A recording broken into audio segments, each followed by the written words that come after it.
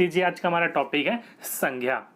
तो देखो, संज्ञा जो है आपकी, जो हमने बचपन से जो बुकों में पढ़ा है और जो हमें रटाया गया है वो यही रटाया गया है कि किसी भी वस्तु या व्यक्ति या फिर स्थान या भाव का बोध कराने वाले शब्द को क्या कहा जाता है? संज्ञा कहा जाता है। ये वाला आपने देखा होगा हर जगह कि किसी भी व्यक्ति, वस्तु या स्थान को बोध कराने वाले वस्तु को या फिर शब्द को क्या कहा जाता है? संज्ञा कहा जाता है। बचपन से आज तक हमें रटवाया जाता है और हम उस चीज को रट भी जाते हैं, लेकिन समझ नहीं पाते आखिर है क्या।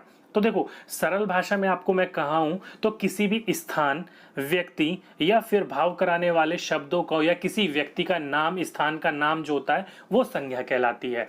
किसी भी चीज का नाम लगा लो, ओके। बस आप एक चीज ध्यान रखिएगा, किसी भी चीज का नाम हो जो, वो नाम क्या कहलाता है? संज्ञा। चाहे वो व्यक्ति हो, चाहे वो बच्चा हो, चाहे वो किसी भी प्रकार का कोई भी हो, वो क्या कहलाएगी? राम, श्याम, गीता, सब क्या है? एक नाम है। और नाम क्या होता है? संज्ञा होती है। ओके, तो सरल शाब्दिक अर्थ में आपको समझने के लिए याद रख लीजिए कि किसी भी चीज का नाम जो होगा वो क्या कहलाएगी? संज्ञा कहलाएगी। आपके हाथ में जितने नाम गिन सकते हो गिन लीजिए, और वो सारे के सारे क्या होते हैं? संज्ञा होते हैं। और अगर आपसे पूछा जाए कि संज्ञा के कितने भेद होते हैं, कितने प्रकार होते हैं, तो संज्ञा के आपके 3 भेद होते हैं, जो कि कौन कौन से होते हैं? व्यक्तिवाचक संज्ञा, जातिवाचक संज्ञा और भाववाचक संज्ञा। ये 3 संज्ञा होती हैं आपके भेद उनके, और इन्हीं तीनों संज्ञा से आपके क्वेश्चंस पूछे जाते हैं, और इन्हीं तीनों को मैं आपको अच्छे से एक्सप्लेन करके बताता हुआ चलूंगा।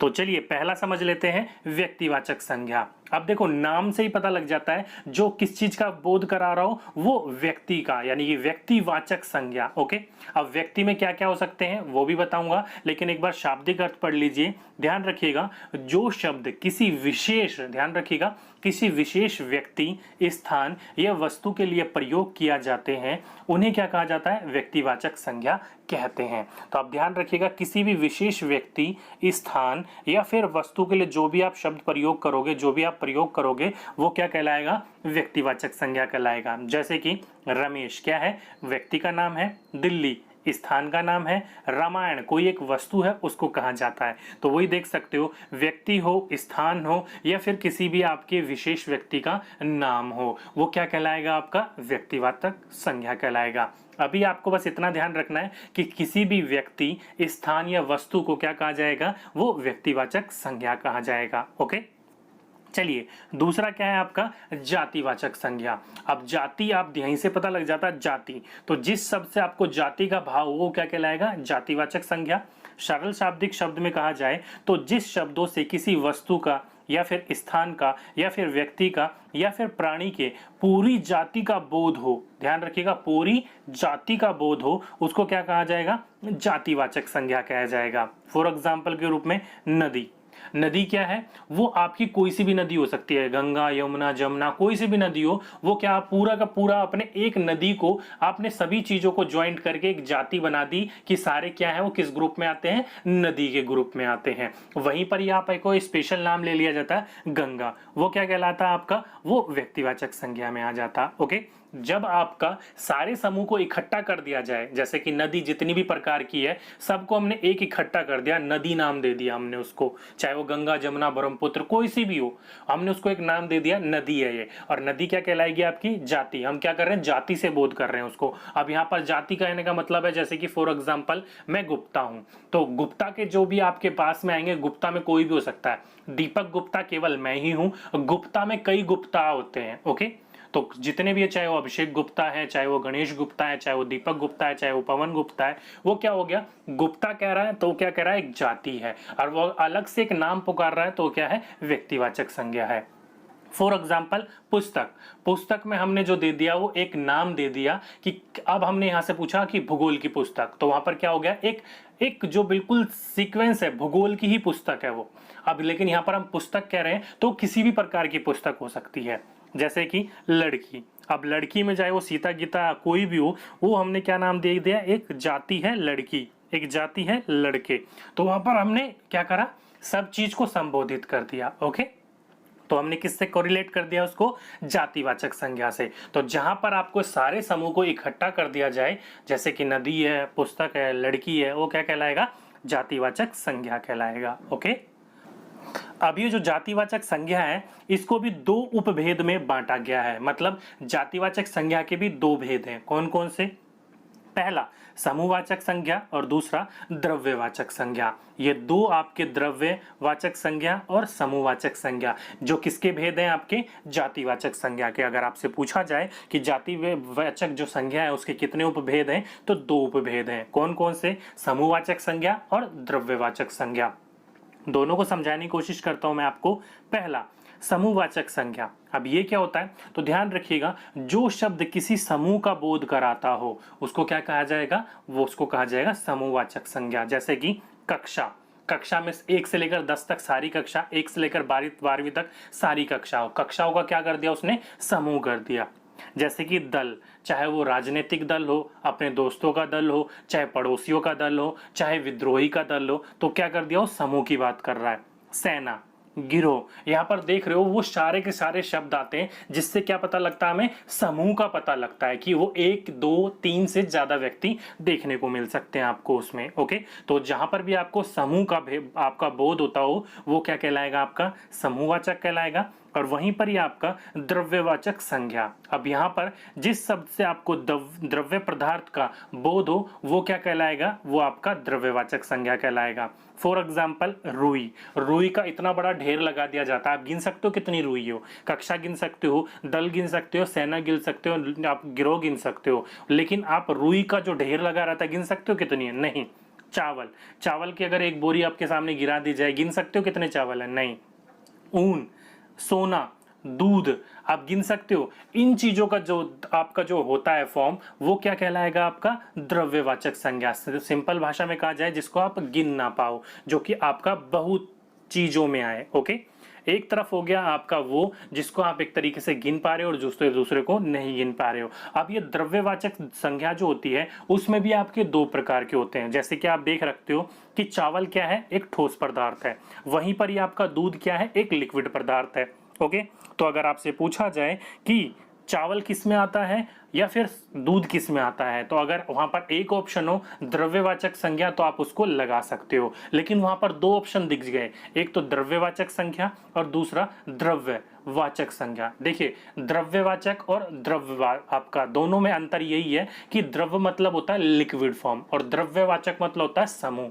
तो चावल का समूह कहलाएगा आपका द्रव्यवाचक और दूध या तेल का जो होता है वो क्या कहलाएगा? वो जो लिक्विड फॉर्म में है वो कहलाएगा द्रव्य में। ओके, तो शुद्ध हिंदी में जिसको लिक्विड वो क्या कहा जाता है? द्रव्य कहा जाता है। ये बहुत इंपॉर्टेंट पार्ट है, ध्यान रखिएगा कि तेल या दूध जो आएगा वो द्रव्य में आएगा और जो आपका चावल या सोना हो गया वो किस में आएगा? वो द्रव्य में आएगा। ओके, वो तो आगे हो गया आपके व्यक्तिवाचक और जातिवाचक, लेकिन वहां से आपके एक क्वेश्चन बहुत पुटअप होता है कि व्यक्तिवाचक संज्ञा का जातिवाचक संज्ञा में प्रयोग कर लिया जाता है और पूछा जाता है आपसे।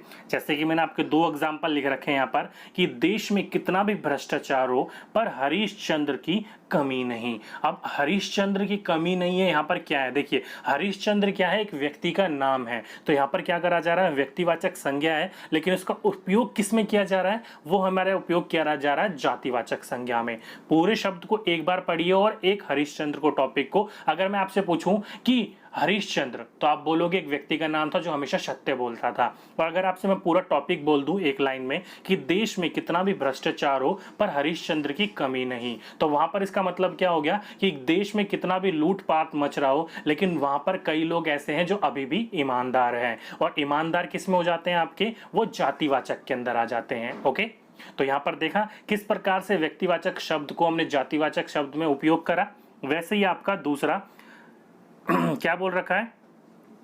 धन की लालच में आज भी कुछ लोग जयचंद बन जाते हैं। ध्यान रखिएगा क्या बोल रखा है? धन की लालच में आज भी कुछ लोग जयचंद बन जाते हैं। अब देखो, यहाँ पर एक शब्द बोला जाए आपको जयचंद, क्या नाम था? एक व्यक्ति का नाम था जिसने पृथ्वीराज चौहान के साथ क्या करा था? धोखा करा था। इतिहास जब पढ़ाऊंगा जब मैं आपको बताऊंगा कौन था यह जयचंद। तो जयचंद एक गद्दार था, धोखेबाज था, जिसने पृथ्वीचंद चौहान को हराने में मदद करी थी। किसकी? वो करी थी जो बाहर से अफगानिस्तान से आया था, गौरी उसकी मदद करी थी।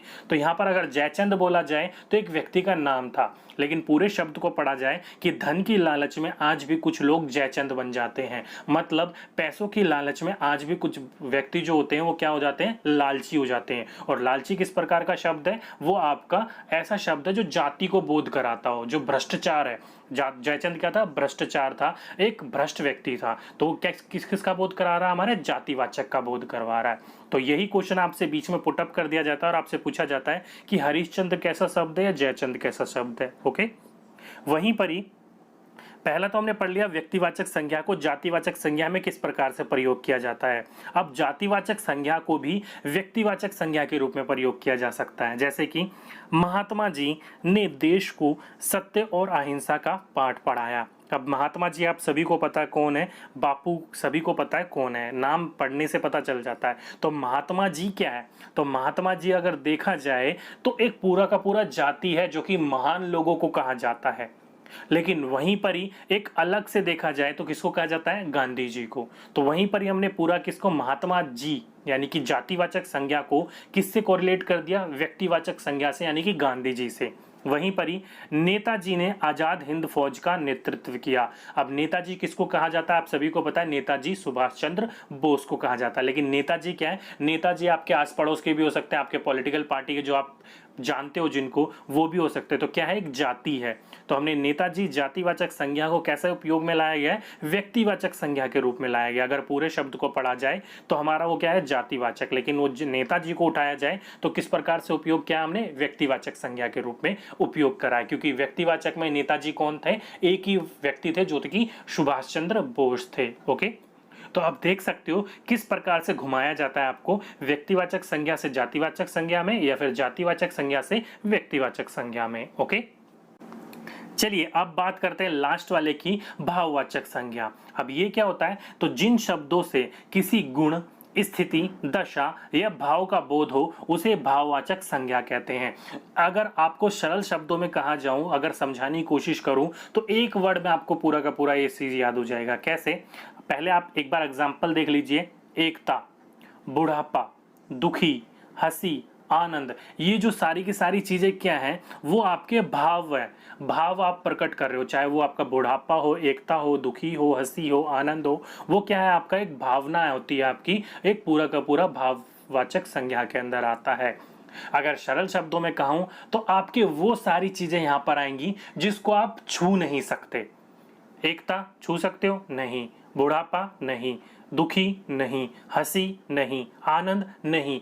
किसी भी प्रकार की चीज हो जिसको आप छू नहीं सकते, महसूस कर सकते हो, वो कहां पर आएगा, भाववाचक संज्ञा में आएगा। और भाव आपको महसूस करना ही क्या कहलाता है, भावना कहलाती है, भाववाचक संज्ञा है, उसी को ही कहा जाता है। सरल शब्दों में ध्यान रखिएगा, जिसको आप छू ना सको, जिसको आप महसूस करते हो, वो भाववाचक संज्ञा के अंदर आती है। ओके, और यहीं पर ही आपसे एक बार कई बार पूछ लिया जाता है कि भाववाचक संज्ञा की रचना बताइए। फॉर एग्जाम्पल, मानव क्या है, एक व्यक्तिवाचक, लेकिन मानवता किस बात की करी जा रही है कि इस व्यक्ति के अंदर दूसरों के प्रति मानवता है या फिर लोगों के प्रति मानवता है। हमने क्या कर दिया, भावना से जोड़ दिया। जैसे कि मित्र, मित्रता, पशु, पशुता, स्त्री, स्त्रीत्व, इंसान, इंसानियत, सुंदर, सुंदरता। तो यहाँ पर देखो जो भी चीज है आपका व्यक्तिवाचक से जातिवाचक में बदल रहा है। तो यहाँ पर क्या करा जा रहा है, किसी ना किसी चीज को हम कोरिलेट कर देते हैं। ओके, जैसे कि व्यक्ति के अंदर अभी भी मानवता है, मित्रों में कई प्रकार की मित्रता देखने को मिलती है, या फिर पशुता, इसका व्यवहार कैसा है, पशुता की तरह, मतलब एकदम पशुओं की तरह अपने बारे में सोचता है, दूसरों के बारे में नहीं सोचता है। तो किसी भी रचना को हम भाववाचक संज्ञा में बदल सकते हैं। कैसे, या फिर हमें पहचान करने के लिए हमें बोल दिया जाता है कि निम्नलिखित में से कौन सी भाववाचक संज्ञा की रचना है। तो ध्यान रखिएगा, 99.9% एक ट्रिक बता देता हूं आपको, बिल्कुल सही होगा।